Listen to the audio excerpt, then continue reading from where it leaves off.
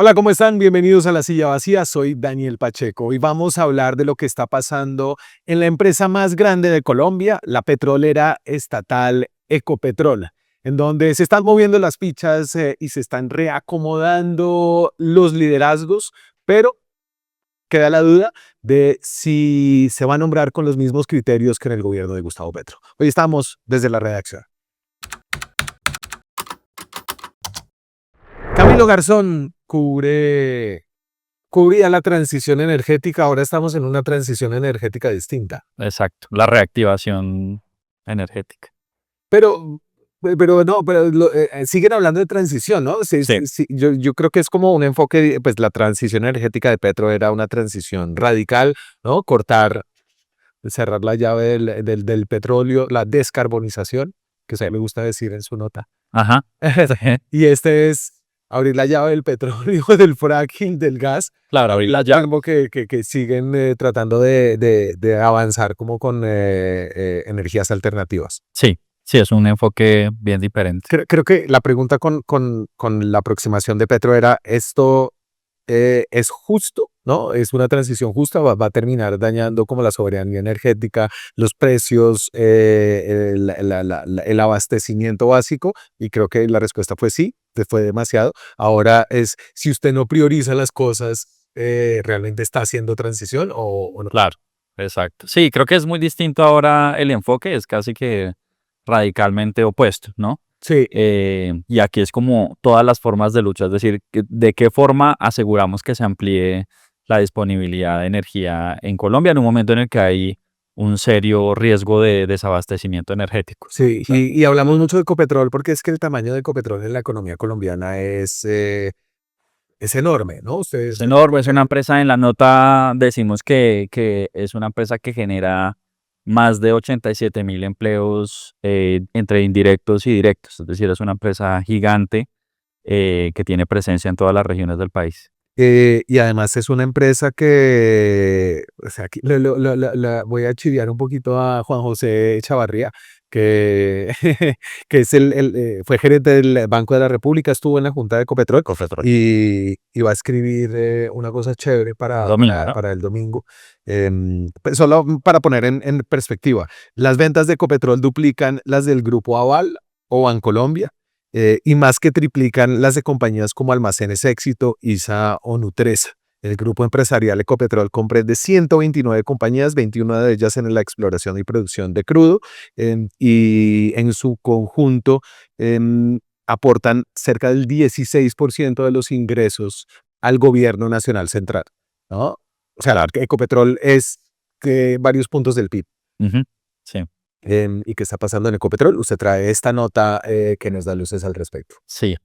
Eh, pues, digamos, Le hace su titular. se llama Belardo con la uso, Juaco, Fracking y una alianza improbable en Ecopetrol. Juaco, Juaco, ¿qué es Juaco? Entonces, Joaco es uno de los nombres que va a sonar mucho en este gobierno.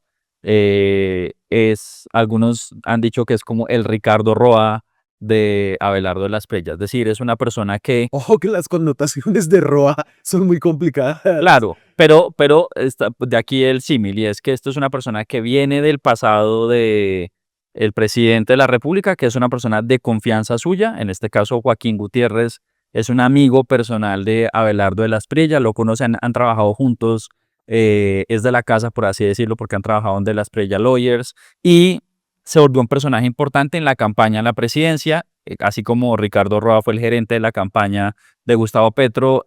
Joaquín Gutiérrez dirigió la campaña de Abelardo de la Espriella a la presidencia. No es las cuentas no fue el exacto, no es el de las cuentas, el jefe de la campaña, pero es una persona que estuvo en el trasegar de la campaña y que llega a la presidencia, y Abelardo de la Espriella no ha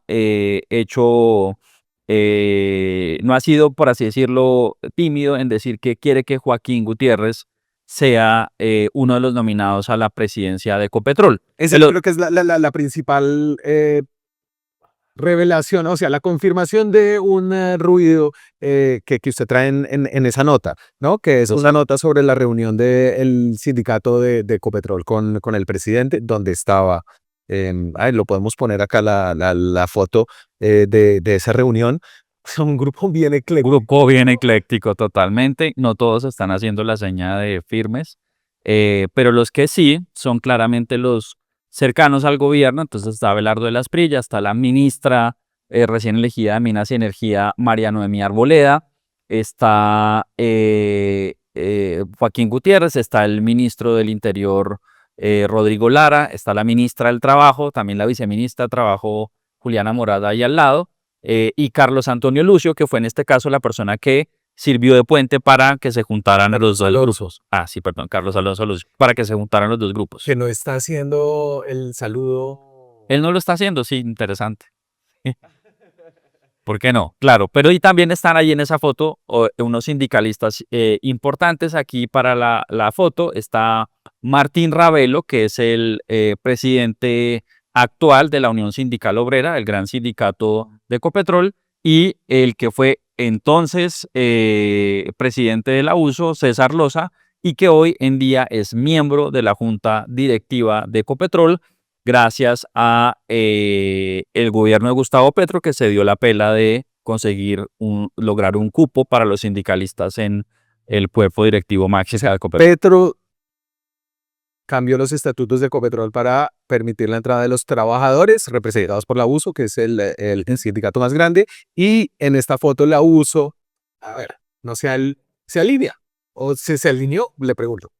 Pues yo no diría que se alinea exactamente, lo que sí hay es una convergencia de intereses entre la USO y el gobierno de Abelardo de la Espriella, lo que la izquierda percibe como una enorme traición, pero que en la USO interpretan que es absolutamente normal que ellos se reúnan con el presidente de turno y que discutan elementos en común. En este caso, el elemento en común es la preocupación por la seguridad energética nacional por parte del gobierno nacional y por parte de la USO, cómo garantizar que Ecopetrol, la empresa que estuvo en jaque en el gobierno anterior, en este gobierno siga explorando hidrocarburos para garantizar los trabajos de los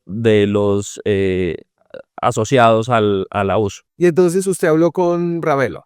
Exacto, hablé con Martín Ravelo, que estuvo en la reunión. Él me contó que ellos se reunieron el miércoles de la semana pasada. Esa reunión no se había conocido sino hasta el viernes de la semana pasada, cuando salió esta foto publicada por la USO, incluso por el mismo presidente de la República, y eso pues desató toda una conversación en redes. Es una reunión corta de 40 minutos en el Palacio de San Carlos. Pero nutrida, ¿no? O sea, le Sí. trajo a la ministra, a dos ministros, a Joaco Gutiérrez. Claro, ellos se sorprendieron porque ellos pensaban que esa reunión se iba a tratar. Ellos la pidieron, ajá, con Lucio, pero pensaron que esa reunión podía tardarse meses en pasar. Claro, Lucio, que era M19 y entonces conoce gente en Se conocen. tierra donde siempre ha estado la USO. Exacto, exacto. La USO ha sido un sindicato histórico de la izquierda, y en este caso entonces lograron tener la reunión a 12 días de la posesión del presidente, es decir, muy rápido. Con terremoto. Con terremoto, exacto, en la mitad del terremoto. Y en esta reunión, pues salen varias noticias, ¿no? De lo que nos cuenta Martín. La primera, como ya habíamos mencionado, es la confirmación, ya no el rumor, ya no el ruido, la confirmación de que Abelardo de la Espriella, el presidente, quiere que Joaquín Gutiérrez, su amigo personal, sea uno de los candidatos nominados por el gobierno para ocupar el puesto de la presidencia de Ecopetrol. Déjeme, y hay otra similitud entre Joaquín Gutiérrez y Ricardo Roa, es su trayectoria en el mundo de los hidrocarburos. Exacto, no hay. No hay trayectorias, es una cosa que está en común entre ellos, sí. Claro, y que yo diría que incluso Ricardo Roa tenía más experiencia Claro. en ese Sector eléctrico. Ricardo Roa había sido del sector eléctrico, había sido el presidente de la empresa de energía de Bogotá en la alcaldía de Petro, Ajá. había trabajado con William Vélez en una de sus empresas de energía, el contratista del fallecido William Vélez en una de sus empresas de energía en Honduras, Sí. donde ya tenía unos ruidos de También de corrupción muy grandes. corrupción. Joaquín Gutiérrez no tiene ruidos de corrupción, es decir, no ha estado en lo público. ¿Qué sabe hacer él? ¿A qué se dedica? Pues es un empresario. O sea, es un empresario, es un abogado Es un empresario entonces del mundo de la construcción, tiene una empresa Tiene una empresa. grandota Ajá. y también tiene varias clínicas y hospitales. Está en el mundo de la prestación de servicios de salud. De Exacto. hecho, Pero son unos mundos. el dueño de la clínica Santa Mónica que tiene el cuento pues más para identificarlos dónde nació Shakira en Barranquilla. Ah, bueno, no sabía ese dato coctelero. Pero, claro, en cualquier caso es un mundo aún más alejado del de los hidrocarburos, ¿cierto? Que Pero pues, Abelardo y el círculo de Abelardo están alejados de los hidrocarburos. no, en este caso no. Y como hemos contado en otras historias, varias personas cercanas a Abelardo de las Espriella tienen intereses en el sector de los hidrocarburos. Incluso nos han dicho a nosotros que el mismo Abelardo de las Espriella tiene un interés muy grande en ese sector. Sí, busquen por aquí abajo, debe estar el video de Gerson y Ginette sobre el círculo de Abelardo de la Espriella. Y hay personas como Serafino Diácono, Serafino Diácono. un colombo venezolano, un empresario grande de hidrocarburos. ¿Cómo se llama la empresa de Serafino? Si Hidrocorcho no diga nada porque mejor sí. Google, un googleador por ahí. Y entonces en el círculo sí hay muchos intereses. Joaquín Gutiérrez lo que tiene es el oído y la confianza del presidente. Del presidente. Ahora, eso no va a ser automático que el presidente simplemente dice, quiero que este sea y ya va a ser. Hay unos procedimientos que tiene que surtirse en Ecopetrol para que pueda ser, para que sepamos quién va a ser el nuevo presidente. Esos procedimientos son básicamente la elección de los nuevos miembros de la junta directiva de la empresa. Y es esa junta directiva la que tiene la tarea de buscar un headhunter, un cazatalentos, que les ayude con la formalidad de buscar los perfiles para ocupar ese puesto. Sí. Ahora, pero ya tener el aval del presidente es mucho que decir. Eso es importante aclararlo porque entonces Ecopetrol es una petrolera estatal, pero es una empresa pública en el sentido en que cotiza en bolsa y se rige como por el derecho privado. Exacto. Pero el gobierno es el accionista del 85% de las acciones. Ok. Entonces tiene una mayoría pues bastante grande. El resto son accionistas minoritarios, cientos de miles de colombianos que también pues les interesa mucho este tema. Ecopetrol es importante por los ingresos al gobierno nacional, por que es el único productor de gasolina en Colombia. Tiene las dos refinerías, que es la refinería de Barrancabermeja y Reficar en Cartagena. Y además de eso tiene ISA, es dueño de ISA, que es interconecta todo Colombia. Luz no tiene de todo. Tiene otras empresas más. Porque Internexa. Internexa tiene todos los tubos, Todos los gasoductos, Ocensa, Cenit, ODL, sí. Entonces, sí, no es como un tema sectorial, que siempre es difícil como entenderlo. Claro. Entonces, se habló de Joaquín Gutiérrez nominado. ¿Listo? Joaquín Gutiérrez, eso queda confirmadísimo. A la uso me imagino que le interesaba pues mucho saber, este puesto que le damos nosotros. Claro, ¿dónde quedamos nosotros? Entonces, sí, se ve. Claro, sí. Entonces, una de las cosas que también confirmó Abelardo en esa reunión es que él va a defender que se mantengan 3 renglones en la lista de los miembros de la junta directiva de Ecopetrol. Entre esos 3 miembros está exactamente César Loza. Sí. Entonces quiere decir que Abelardo de la Espriella va a querer que César Loza continúe en la junta directiva, lo cual es una gran paradoja porque muchos pensaban una ficha súper confiable, muy alineada a los intereses de Gustavo Petro en el gobierno anterior, pero que ahora va a estar ahí con el aval, digamos, con el beneficio que le da el gobierno de Abelardo de la Espriella. Es paradójico también en el otro sentido, es decir, uno podría decir, Serafino Diácono, NG Energy. Exacto. Uno podría decir, la paradoja es como, no, Abelardo venía a barrer con todo lo que oliera a sindicato. Y siento que la apuesta, ¿no? Como todo lo que hemos tratado de entender de la Espriella, de por qué es distinto, o dice ser distinto, ¿no? Es que es como un populista de derecha y no la derecha institucional que es muy recelosa a los sindicatos. Este es como una persona que no se quiere poner como una contraparte de los trabajadores, ¿no? Claro, al contrario, se los quiere ganar pronto porque tener el aval de los trabajadores, además de un sindicato tan grande pues que como el de la USO. Petro la uso para la refinería. Exacto, es importante tener ese aval, tener ese favor, para implementar políticas energéticas que pueden ser muy controversiales, como por ejemplo el fracking, que es otro de los temas que Y entonces digamos el tercer tema, listo. Foaco, se queda la Junta. se quedan César Loza y se quedan otros dos más, ¿no? Luis Felipe Henao, que es el actual presidente encargado de la Junta Directiva, y también Ricardo Rodríguez G. Esos son los tres renglones que el presidente ya dijo que quiere mantener. Sí. Luis Felipe Henao, que tiene un conflicto de interés particular, Claro. porque es esposo de Luz Marina Murgas. Luz Estela Murgas. Luz Estela, perdón. Luz Estela Murgas, que es la presidenta De Naturgas. De Naturgas. Sí. Otro frente donde va a haber una incógnita es cómo se van a reemplazar esos otros 6 perfiles de la Junta Directiva de Ecopetrol, que el presidente tiene que enviar por vía del Ministerio de Hacienda la plancha de perfiles con quienes quiere reemplazarlo. Aquí va a haber como una discusión súper interesante porque usted había escrito también que, por ejemplo, el vicepresidente Restrepo Sí. había dicho que a él le gustaría que llegara como un presidente más técnico, que evidentemente no es Joaquín Gutiérrez. No es Joaquín No se lo había dicho al presidente, pero lo había dicho como a las personas que lo había hablado durante el empalme y todo eso. Entonces, y el gobierno nacional es dueño de Ecopetrol a través del Ministerio de Hacienda, ¿no? Sí. Como que está dentro de la bolsa del Ministerio de Hacienda y está ahí Miguel Gómez, que nosotros entendemos es cercano a Restrepo, pero también cercano al mundo de la estrella por Salvación Nacional y Enrique Gómez, ¿no? Entonces,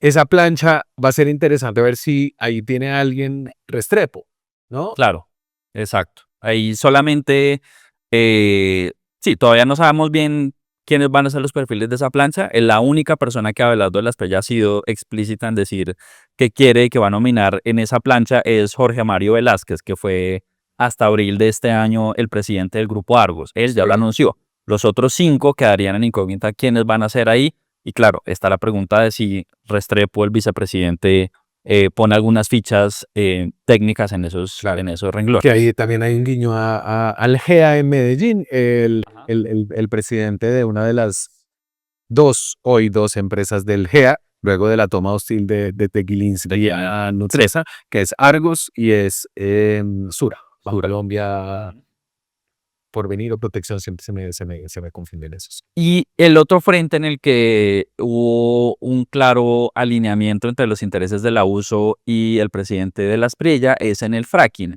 Hay una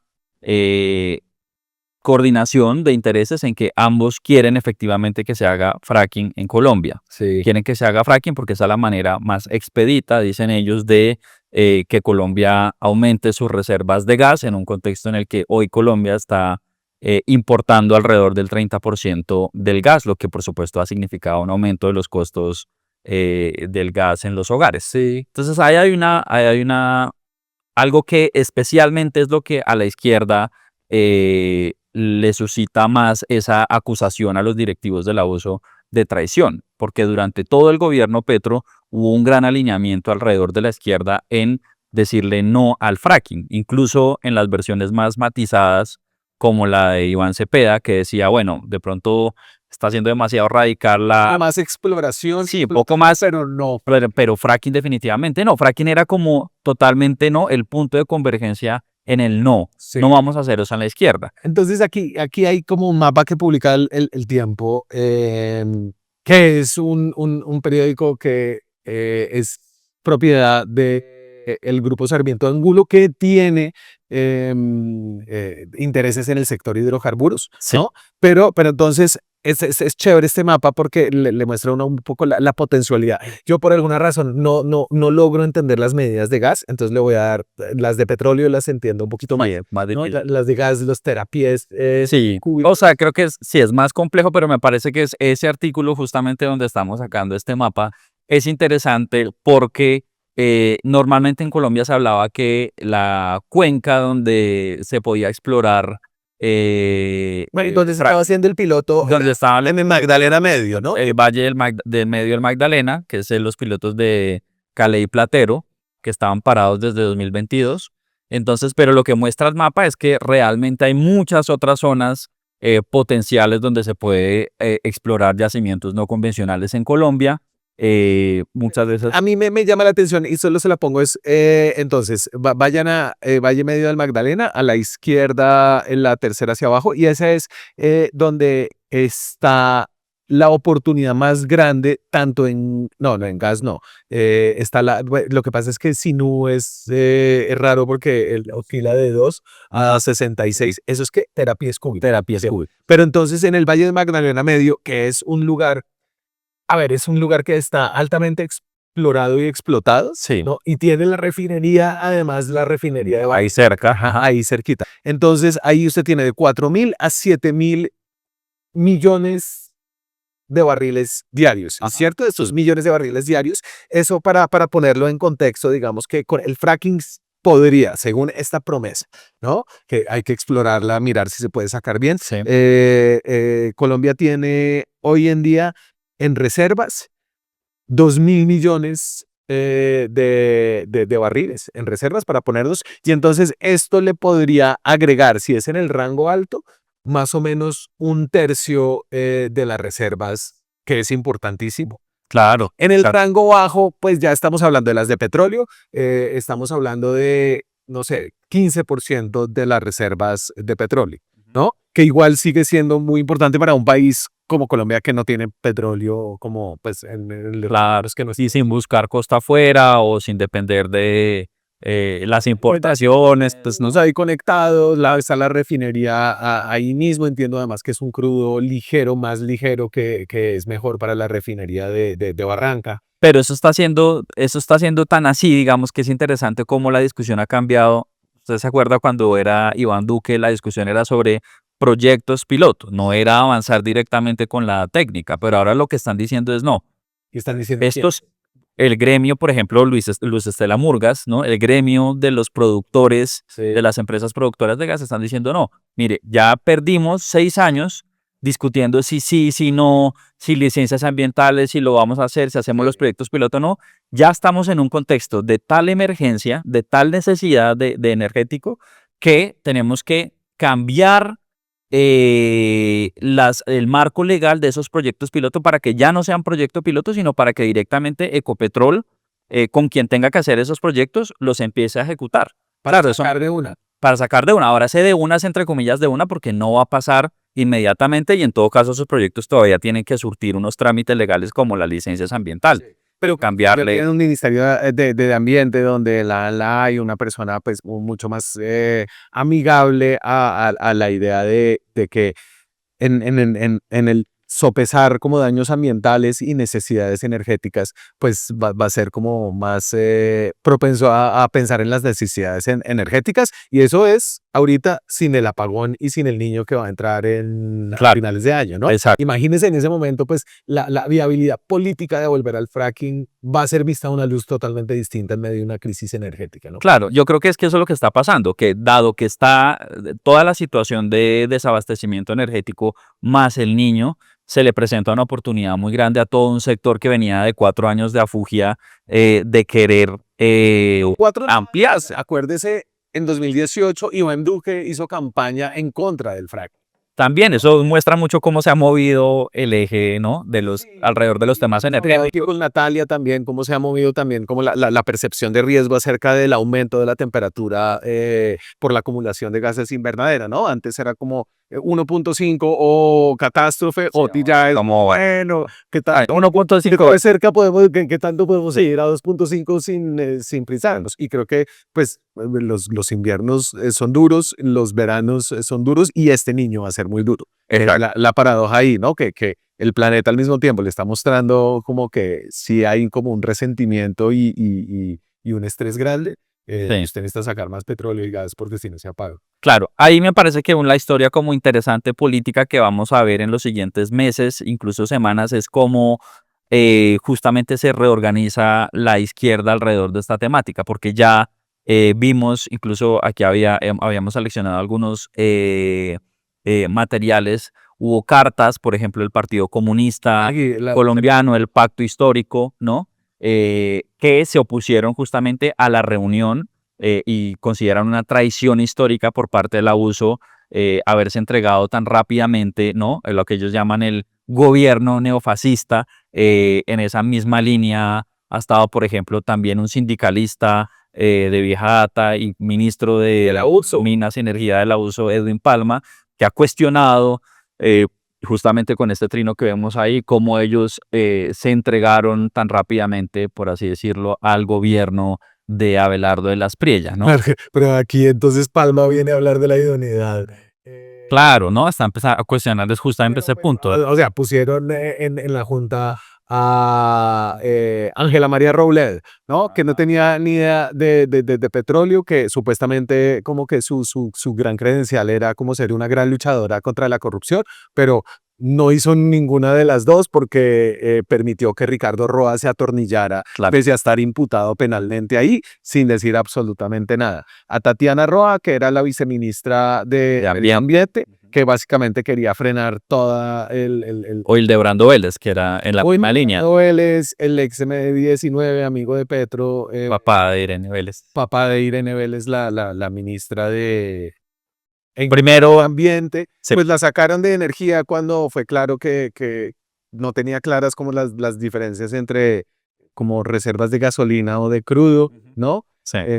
Ni los billones ni los millones, ni Y, el de crecimiento. exacto. Y luego la pasaron a Ambiente. a medio ambiente, sí, al final del gobierno. La dejaron enfriarse después de que presionó a un funcionario de Migración Colombia para que dejara salir a los hijos del país sin cumplir los requisitos porque se le había olvidado cómo hacer Exacto. y después volvió al Ministerio de Ambiente. Ahí va a haber una puja muy interesante en la izquierda porque entonces ellos lo que están diciendo, Edwin Palma, otros miembros que también han sido del abuso y cercanos al pacto histórico, están diciendo no, ellos tienen los directivos del abuso, quiere decir, tienen cooptada al abuso y están hablando en nombre de nuestras bases. Nosotros somos los sindicalistas reales, nosotros somos la voz verdadera del abuso. Eso va a ser una pelea muy grande. Aquí yo creo que hay una pelea más, o sea, seguramente hay como esas cosas de manejos políticos, pero creo que hay una, la USO está siendo la voz de una decisión que la izquierda colombiana tomó de manera muy particular, si usted la compara con las izquierdas del continente, ¿no? Ni el Partido de los Trabajadores de Brasil está pensando pues, está pensando en transición energética, pero está diciendo, no, pues esto tiene que ser una transición justa y a Petro. Y financiada con los recursos del petróleo y el gas. Vayan a sacar petróleo allá en la desembocadura del río Amazonas, ¿no? Y igual Morena en México no está diciendo tampoco como nosotros nos vamos a dar el lapo de la descarbonización a costa como de nuestro propio desarrollo. Entonces aquí esta voz solitaria la tiene la USO. Hay que ver si, no, ya Iván Cepeda era tímido, pero lo que pasa es que la figura de Petro sigue pesando mucho y él tiene una mirada muy particular, muy radical, ¿no? Del cambio climático y de la transición energética. Claro. Y también hay que ver ya cuando llegue el momento en que se empiecen a hacer los proyectos y haya efectivamente afectaciones ambientales y movilizaciones sociales, de qué lado se va a poner la uso, porque en todo caso ellos dicen, nosotros tampoco estamos diciendo que sí a cualquier forma de hacer fracking, nosotros todavía defendemos que el licenciamiento ambiental tiene que estar del lado de las comunidades, pero llegado el momento en que empiecen a operar los proyectos y la gente empiece a marchar, pues la uso no va a poder ser juez y parte, tiene que estar del lado de alguna de las partes, ¿no? Muy bien, y entonces faltan para esto, este es un tema complicado, la gobernanza, pero si Abelardo lo quiere, es muy posible que la Junta lo ponga. A Joaquín Gutiérrez, sí, pues sobre todo con el antecedente que tuvimos de Ricardo Roa, eso muestra que a pesar de que hay una formalidad y un proceso de headhunting, que ya un candidato llegue con el aval del presidente de la República, lo hace por ahí pues está un candidato muy fuerte. Se cayó la presidencia del el quinterista que venía de ISA. Jorge, se me olvidó. Carrillo. Jorge Carrillo, sí, Jorge Carrillo. Entonces se cayó la de Jorge Carrillo, el Consejo de Estado tumbó ese nombramiento por un tema de procedimiento. Pero entonces no fueron requisitos, sino más procedimiento interno dentro de la Junta Directiva. Sí. Ok, exacto. Seguramente van a estar mirando, Joaquín está mirando muy bien esa decisión del Consejo de Estado. Ahí tendrán entonces que colaborar Miguel Gómez, Abelardo de las Priellas y una cantidad de gente que reclamaba con como mucha vehemencia la necesidad de devolver a unos liderazgos técnicos que por ahora parece que no está. van a llegar. Sí. ¿Algo más? No, creo que estamos bien. Muy bien, señor. Muchas gracias por pasar por acá. Muchas gracias por invitar. Gracias a ustedes. Estamos aquí con las movidas del poder y la política en Colombia en la silla vacía. Únanse a este canal. Necesitamos crecer esta comunidad. Es parte de nuestra estrategia de sostenibilidad para poder seguir haciendo periodismo independiente y balanceado. Nos vemos esta semana con más contenido. Chao.